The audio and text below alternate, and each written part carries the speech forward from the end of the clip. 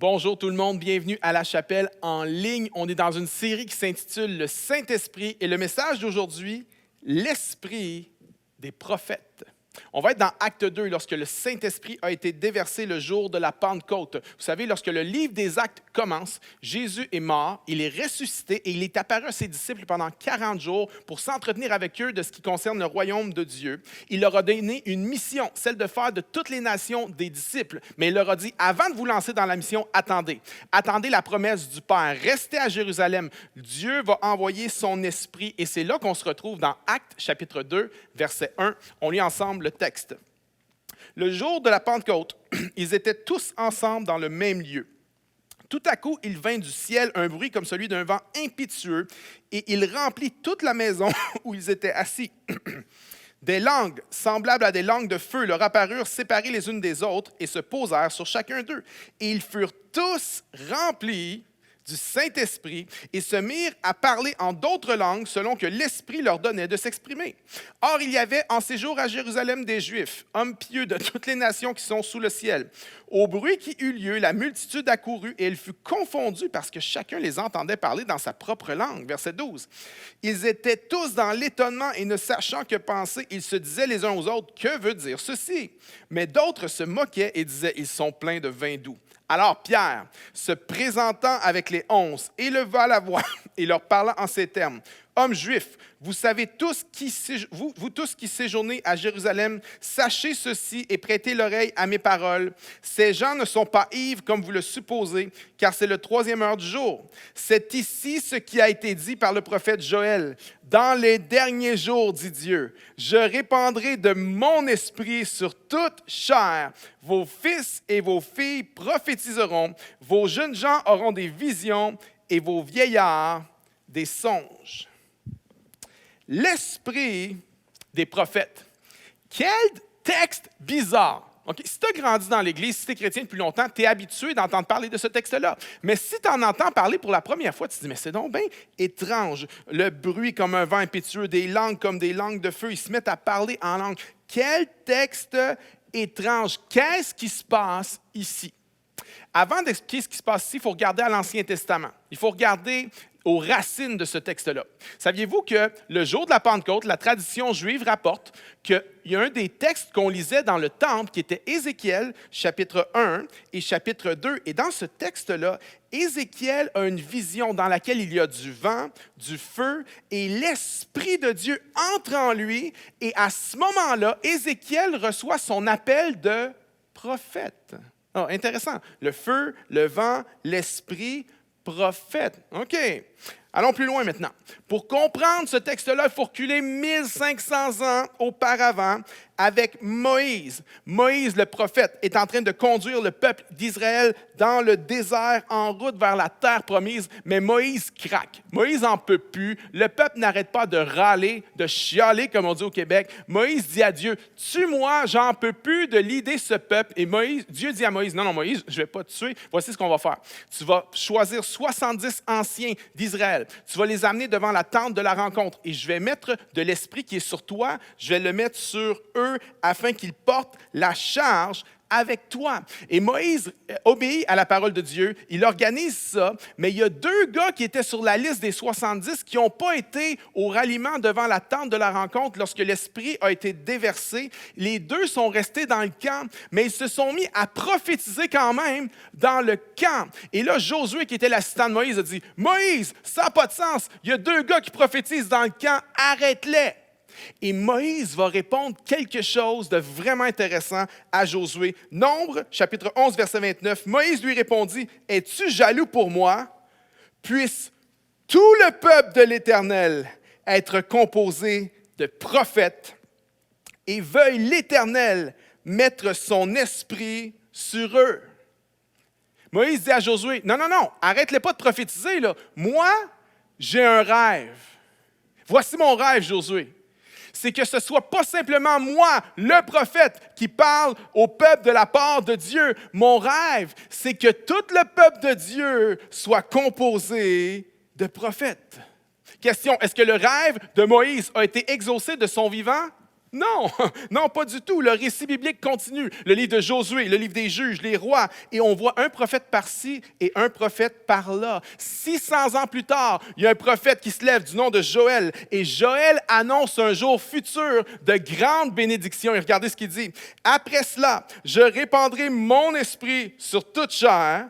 Vos fils et vos filles prophétiseront, vos vieillards auront des songes et vos jeunes gens des visions. » 600 ans après Moïse, le prophète Joël dit ceci: « Le rêve de Moïse n'est pas mort. » Il y a un jour qui vient, il y a un jour dans le futur où tout le peuple de Dieu va être composé de prophètes. Est-ce que Joël a vu l'accomplissement du rêve de Moïse de son vivant? Non, pas du tout. En fait, lorsqu'on lit l'Ancien Testament, on s'aperçoit que de moins en moins de prophètes. Jusqu'au jour où Jésus arrive, il n'y a plus de prophètes. Ça fait 400 ans. Entre le dernier livre de l'Ancien Testament et le premier évangile de Matthieu, il y a 400 ans de silence prophétique. Il n'y a plus de prophètes. Puis tout à coup, dans l'évangile de Luc, après 400 ans de silence prophétique. Maintenant, souvenez-vous de quelque chose. L'évangile de Luc et le livre des Actes ont été écrits par le même auteur. En fait, plusieurs théologiens disent que c'est en fait la première et la deuxième partie d'un seul et même livre. Et au début de l'évangile de Luc, au chapitre 1, verset 67, il y a un gars du nom de Zacharie, un sacrificateur dans le temple qui se met à prophétiser. Wow! Ça fait 400 ans que personne n'a prophétisé. Il y a un sacrificateur qui prophétise. Et au chapitre 2, il y a un homme, Siméon, qui se met à prophétiser dans le temple. Et au chapitre 2 encore, il y a une femme, une prophétesse du nom de Anne qui se met à prophétiser. Luc est en train de dire au début de son évangile, il se passe quelque chose, il se passe quelque chose. Zacharie, Siméon, Anne, l'esprit des prophètes est en train de se réveiller.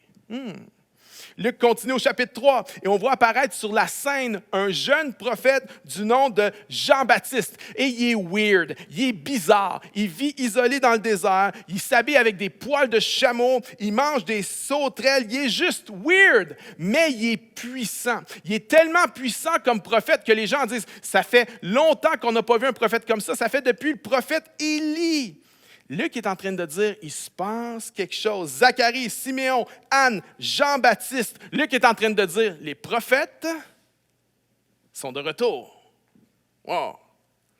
Et Jean-Baptiste est tellement puissant qu'il y a des gens qui pensent que c'est lui le Messie. Mais Jean-Baptiste va dire aux gens, non, trompez-vous pas, je ne suis pas le Messie. Moi, je vous baptise d'eau, mais il en vient un après moi qui est plus puissant que moi, et lui va vous baptiser du Saint-Esprit et de feu.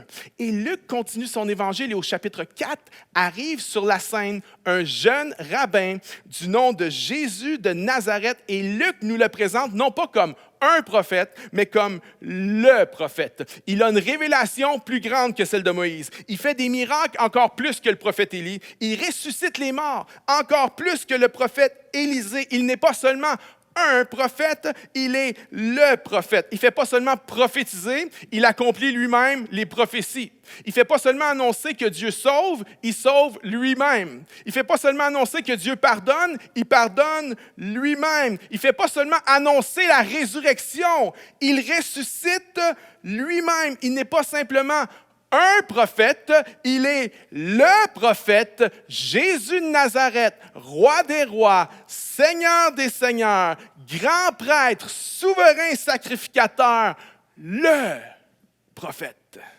C'est lui qu'on attendait depuis tout ce temps-là. Et Jésus est crucifié, Jésus ressuscite au début du livre des Actes et Jésus s'en va, retourne vers le Père. Et la question qui se pose d'emblée au début du livre des Actes, c'est la suivante. Qu'est-ce qui va se passer avec les prophètes? Le prophète est retourné vers le Père, mais qu'est-ce qui va se passer? Qu'est-ce qui se passe? Acte 2. Tout à coup, vint du ciel un bruit comme celui d'un vent impétueux. Des langues semblables à des langues de feu se posent sur chacun d'eux. Ils sont tous remplis du Saint-Esprit et se mirent à parler en d'autres langues des merveilles de Dieu. Et les gens ne comprennent pas ce qui se passe. Alors Pierre se lève et Pierre fait un speech. Il dit, vous ne comprenez pas ce qui se passe ici? Voici ce qui se passe, gang.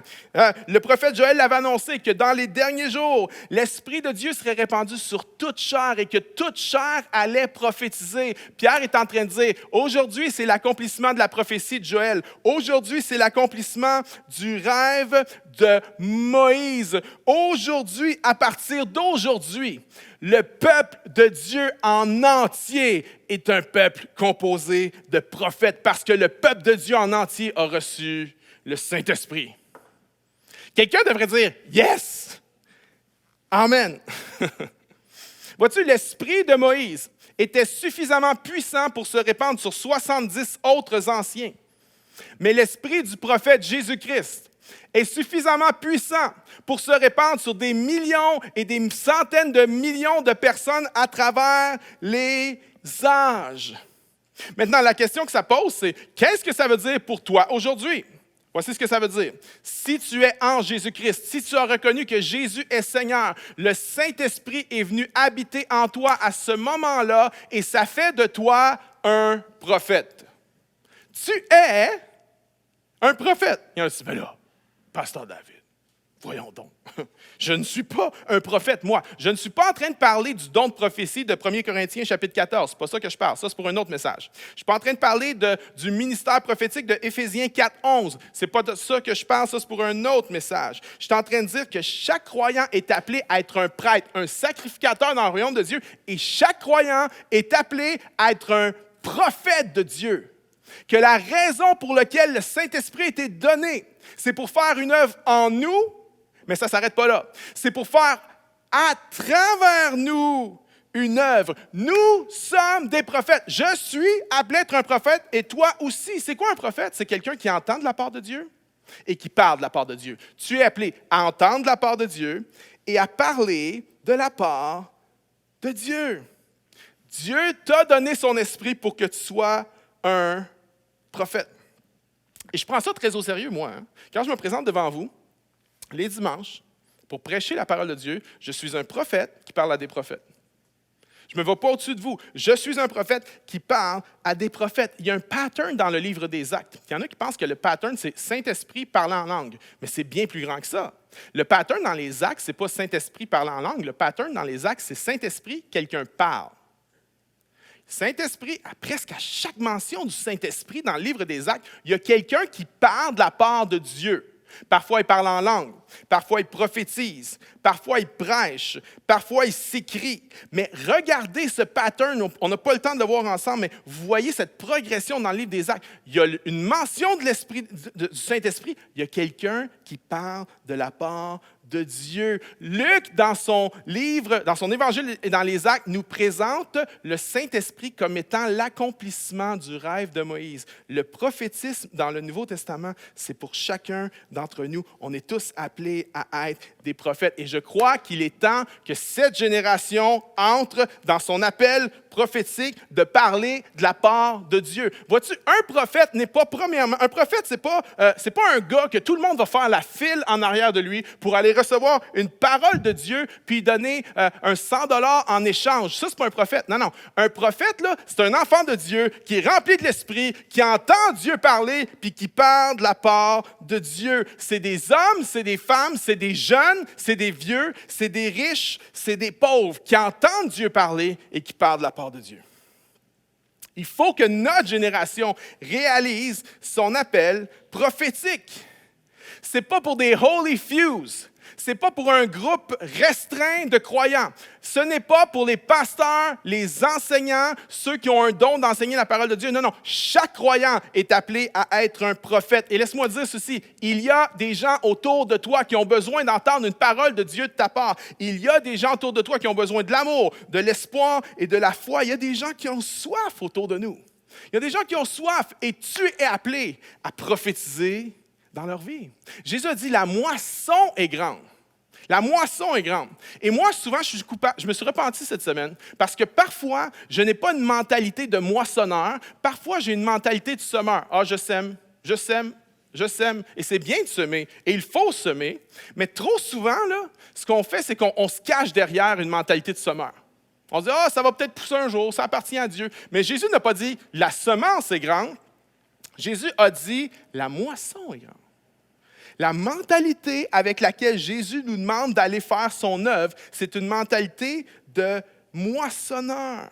Et il est temps qu'on change cette mentalité de dire non, non, non, il y a des gens qui ont besoin d'entendre, il y a des gens qui veulent entendre, il y a des gens, il y a des fruits mûrs qui sont prêts à être cueillis. Il faut arrêter de dire « Oh, les gens ne veulent rien savoir ». On peut-tu les laisser décider à leur place s'ils veulent rien savoir ou non? Ils furent tous remplis du Saint-Esprit, puis annonçaient les merveilles de Dieu. Et lorsqu'on entre dans notre appel prophétique, lorsque le corps de Christ rentre dans son appel prophétique, il se passe des miracles, il se passe des choses extraordinaires. Il y a des gens qui viennent à Jésus-Christ qui n'avaient pas le profil. Il y a des gens qu'on n'aurait pas pensé. Dans Acte 8, il y a un gars qui s'appelle Simon le magicien, un sataniste qui donne sa vie au Seigneur. Dans Acte 9, il y a un extrémiste religieux du nom de Saul de Tarse qui est un terroriste. Il tue les chrétiens. Il vient à la connaissance de Dieu. Dans Acte 10, il y a un soldat romain du nom de Corneille qui vient à la connaissance de Dieu. Lorsqu'un peuple rentre dans son appel prophétique, il se passe des choses extraordinaires. Et en ce moment, il se passe des choses extraordinaires dans notre Église. Je ne peux pas tout vous raconter. J'aimerais vous raconter les histoires, mais c'est personnel. Puis il y en a, ce n'est pas le moment non plus. Il faut être sage. Je dois être sage dans les histoires que je raconte. Mais en ce moment, il y a des gens qui étaient dans le bouddhisme depuis des années et qui viennent à la connaissance de Jésus-Christ. En ce moment, il y a des gens qui viennent à Christ qui étaient au prix et qui sont encore au prix avec des dépendances de fous. Mais l'Esprit de Dieu est en train de travailler en eux. J'aimerais vous dire, lorsqu'un peuple rentre dans son appel prophétique, il se passe des choses extraordinaires. Tu es appelé à être un prophète. Maintenant, la plupart d'entre vous, vous écoutez ce message-là, puis ça commence déjà à vous mettre un fardeau. « Ah, mais là, il faut que j'évangélise plus. Il faut que je parle de Jésus plus. » Il y en a, tu es dans le 5 %. Le 5 % qui a le don d'évangéliste dans l'Église, là, tu m'écoutes, tu es comme « Ouais, pasteur, dis-leur, dis-leur! » Mais le 95 %, si tu es comme moi, tu es dans le 95, tu n'as pas le don d'évangéliste, OK? Puis tu entends ça, puis là, tu dis, OK, il faut que j'évangélise plus. Et tu es déjà en train de te mettre de la pression à culpabiliser de ne pas assez évangéliser. Et là, si je te mets assez de pression, peut-être que cette semaine, tu vas faire 1 ou 2 tentatives. Mais si tu fais ça juste comme ça ne portera pas de fruits et tu vas te décourager. Et la semaine prochaine, tu vas être revenu au même point que tu en es présentement. Mon point aujourd'hui n'est pas, tu es appelé à être un prophète, alors vas-y, annonce les oracles de Dieu, évangélise autour de toi, ce n'est pas mon point. Mon point aujourd'hui, c'est, tu es appelé à être un prophète, alors va dans la communion avec Dieu. Va entendre de Dieu. Fais du Seigneur ton trésor. Brise tes idoles. Laisse tes affections pour Christ grandir et surpasser toutes tes autres affections. Développe ta communion avec le Saint-Esprit, parce que lorsque tu développes ta communion avec le Saint-Esprit, tu deviens rempli du Saint-Esprit. Et lorsque tu deviens rempli du Saint-Esprit, c'est où ce qui se passe? C'est que tu deviens rempli de l'amour du Saint-Esprit, de l'amour de Dieu. Et lorsque tu es rempli de l'amour de Dieu, sais-tu quoi? Tu n'as pas besoin de chercher quoi dire, parce que l'amour, c'est toujours quoi dire. Alors, si tu penses que le point du message d'aujourd'hui, c'est « évangélise plus », vas-y, c'est pas ça mon point. Mon point, c'est « va dans la présence de Dieu, développe la communion avec le Saint-Esprit, sois rempli du Saint-Esprit », parce que lorsque tu es rempli de l'Esprit, tu es rempli de l'amour de Dieu, l'amour pour les gens, et ça ne peut pas rester à l'intérieur, ça va sortir d'une façon quelconque. Lorsqu'il était rempli du Saint-Esprit, et Pierre dit, et Étienne rempli du Saint-Esprit dit, c'est pas le Saint-Esprit dit à Pierre de dire ceci, ou le Saint-Esprit dit à Étienne de dire ceci, non, ça vient de l'intérieur, il est rempli de l'Esprit, ça fait juste sortir, c'est comme juste un naturel. Quand tu es rempli de l'Esprit, tu es rempli de l'amour de Dieu. Et quand tu es rempli de l'amour de Dieu, tu peux parler de la part de Dieu aux gens sans colère, sans orgueil, sans frustration, sans blessure, sans compétition, sans amertume, parce que l'amour, c'est toujours quoi dire. L'amour, c'est quoi dire. L'amour, c'est quand écouter, quand parler. L'amour, c'est quand se taire. L'amour, c'est très bien quel ton utiliser ou pas, quel mot employer. L'amour, c'est choisir le bon moment. L'amour bannit la crainte. L'amour te remplit, que tu deviens tellement rempli d'amour pour eux que ça devient secondaire si les gens te rejettent à cause de ce que tu dis, parce que tu es rempli d'amour pour eux, tu le fais par amour pour eux, tu le fais pas par obligation, puis il faut que je sois un bon chrétien, puis il faut que j'évangélise, fait que je vais leur dire, même si je les aime pas, je vais le faire pareil. Non, c'est que tu es rempli de l'amour de Dieu, puis il y a juste des paroles qui sortent de ta bouche. Paul dit dans 2 Corinthiens, l'amour de Christ nous presse. Alors, quand je suis rempli de l'Esprit, je suis rempli de l'amour. Et l'amour de Christ me presse. Il y a un collègue de travail qui me parle d'un problème. L'amour de Christ me presse. Et je lui dis, hey, tu sais, moi, je suis croyant. Hein? Je prie. Est-ce qu'il y a quelque chose que tu aimerais que je prie pour toi? Vous savez, c'est rare que les gens vont dire non à ça. Puis s'il dit non, je prie pour lui pareil. C'est juste qu'il n'y a pas besoin d'être au courant. Mais la plupart des gens vont dire, oui, s'il te plaît. Lorsqu'il y a quelqu'un dans ton entourage ou un collègue de travail qui te parle de ses problèmes de consommation, puis que l'amour de Christ te presse, tu peux dire, hey, je te comprends tellement. Moi aussi, j'ai des dépendances dans ma vie. Moi aussi, j'ai des luttes. Hein? Mais sais-tu comment moi, je fais pour combattre mes dépendances? Non. J'ai un groupe de soutien spirituel. Ah ouais, c'est quoi ça? Un groupe de soutien spirituel, ça s'appelle un 5 à 7. On est à peu près 5-6 personnes, puis on se rassemble, puis on prie ensemble. C'est basé sur Dieu, c'est une approche chrétienne. Mais ah ouais, c'est ça que tu fais, toi, pour vaincre ta dépendance? OK. Ou lorsqu'il y a un collègue de travail qui te parle de son anxiété, l'amour de Christ nous presse. Hey, sais-tu comment moi, une des choses qui m'aide pour gérer mon anxiété, c'est que je lis des psaumes.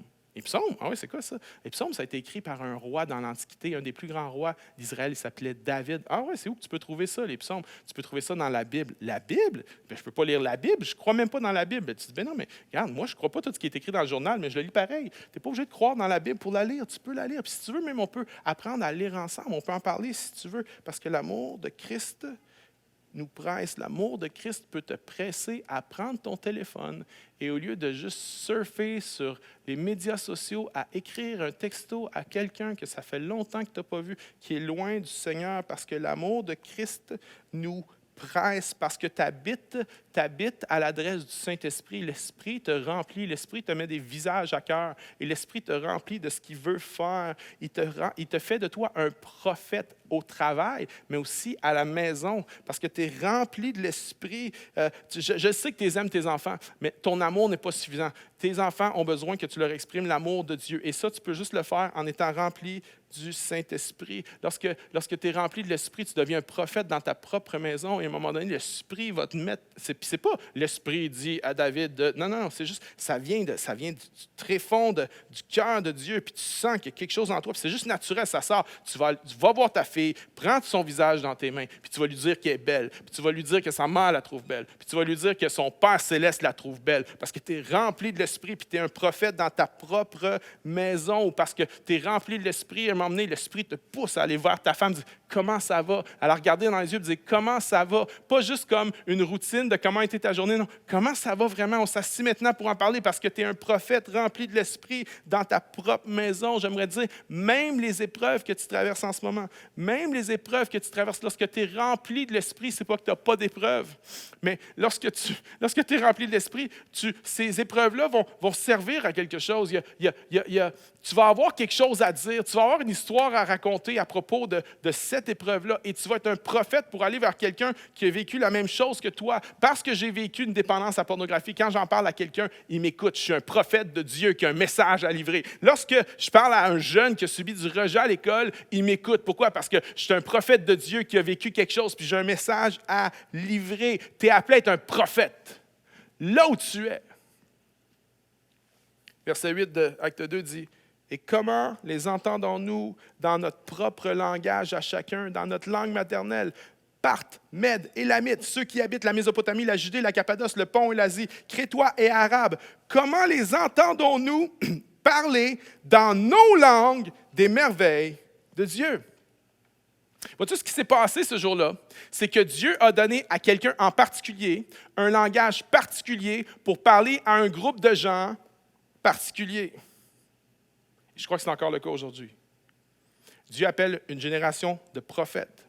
Et chacun d'entre nous, on est appelé avec un langage particulier auprès d'un groupe de gens particuliers. Moi, je ne parle pas le langage d'un étudiant du secondaire ou un étudiant universitaire, mais il y a quelqu'un qui le parle, par exemple.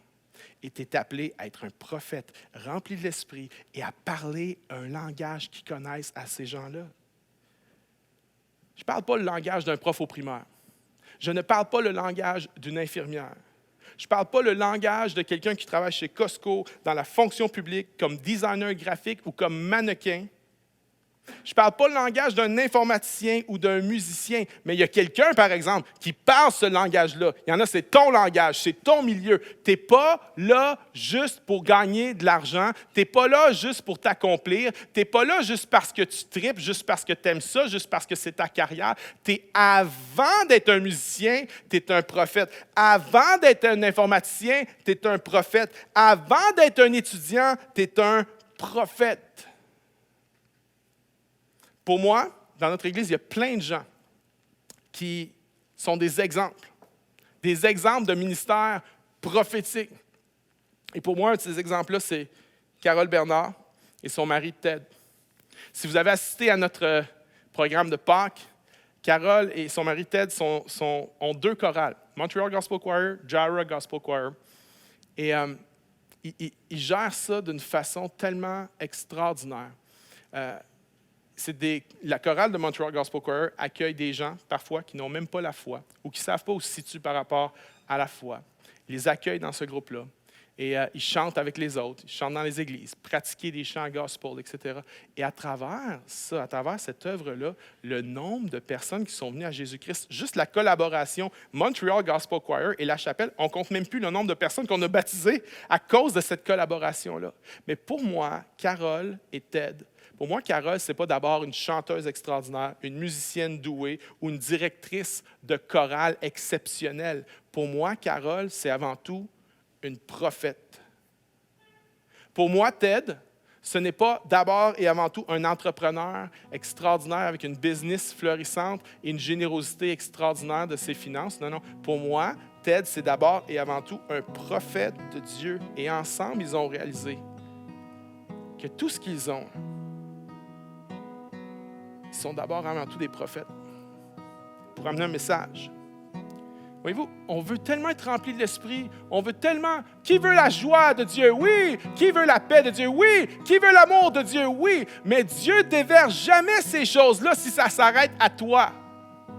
Si ça s'arrête à toi, Dieu arrête de déverser. Si tu veux être rempli de l'Esprit, il faut que tu sois disponible à Dieu. Je suis un prophète, je suis un canal. Je reçois l'amour pour donner l'amour. Je reçois la paix pour donner la paix. Je reçois la joie pour donner la joie. Je reçois l'espoir pour donner l'espoir. Je reçois une parole de Dieu pour annoncer une parole de Dieu. Tu es appelé à être un prophète, qu'on puisse entrer dans notre appel et surtout tombe pas dans le piège. OK, il faut que j'évangélise, il faut que j'évangélise. Non, approche-toi de Dieu, approche-toi du Seigneur, développe ton amitié avec le Saint-Esprit et j'aimerais te dire, il va te remplir d'un amour que tu ne pourras pas contenir. Il va te remplir d'un amour qui va te presser à annoncer et à déclarer les oracles de Dieu. Amen. En terminant, j'aimerais juste prier. Savez-vous pour qui? Aujourd'hui, je ne vais pas prier pour toi. Je vais prier pour les gens que tu connais. Les gens que tu connais qui ont besoin d'une parole de Dieu. Sais-tu d'où elle va venir, cette parole? Elle va venir de toi. Je vais prier pour eux. Et ensuite, je vais prier pour toi. Père Céleste, je te prie pour les gens qui nous entourent, voisins, amis, collègues de travail, qui ont désespérément besoin de l'espoir et du salut qui est en Jésus-Christ. Je te prie, Seigneur, pour eux. Je te prie que tu prépares leur cœur, que tu prépares la terre. Je te prie, Seigneur, que tu crées des occasions, des opportunités pour tes enfants d'exercer leur ministère de prophète dans leur vie. Mais je te prie également, Seigneur, pour nous, tes enfants, pour nous, tes représentants, tes ambassadeurs, tes prophètes. Seigneur, je te prie qu'on puisse développer notre amitié avec ton esprit en profondeur et qu'on soit rempli de ton esprit et qu'on soit rempli d'amour, un amour qui nous presse, un amour qu'on ne peut pas contenir, un amour que ça ne nous dérange pas ce qu'ils vont penser de nous, un amour qui veut le bien de l'autre plus que notre bien. Remplis-nous, Seigneur, afin qu'on puisse déclarer les oracles de Dieu. Seigneur, viens faire une révolution en nous, dans nos cœurs, dans notre Église. Fais des jeunes et des vieux. Seigneur, j'annonce des prophètes dans les écoles secondaires. J'annonce des prophètes, Seigneur, dans les universités, dans les milieux de travail, dans le monde artistique à Montréal, dans le monde de la musique, dans le monde des arts, dans le monde du théâtre. J'annonce des prophètes dans le monde politique au Québec. Seigneur, c'est ce qu'on veut voir, c'est ton désir. Alors je prie pour nous, Seigneur, que nous puissions entrer dans notre appel d'annoncer et de déclarer tes oracles. Dans le nom de Jésus-Christ, tout le monde dit Amen, Amen. Si tu n'as jamais donné ta vie au Seigneur Jésus, tu peux le faire maintenant. Tu peux juste dire, Seigneur Jésus, je te donne ma vie. Je te donne ma vie. Et quand tu fais cette prière-là, sincèrement, le Saint-Esprit va venir habiter en toi. Et ça va être le début d'un jour nouveau où toi aussi, tu vas être un enfant de Dieu. Toi aussi, tu vas avoir l'Esprit Saint en toi. Et toi aussi, tu vas pouvoir apprendre à être rempli de l'Esprit, à être utilisé par Dieu. Si tu as été touché par ce message, un autre de nos messages, écris-nous. On veut entendre parler de toi. Si tu as besoin de soutien dans ta vie spirituelle, écris-nous. Bienvenue à commerciallachapelle.me. Et c'est important pour nous d'être là pour t'accompagner spirituellement. C'est pour ça que La Chapelle met à ta disposition toutes sortes de ressources sur notre site web et notre application mobile pour t'aider à grandir et à cheminer avec le Seigneur. Merci d'avoir été là aujourd'hui. On se revoit bientôt.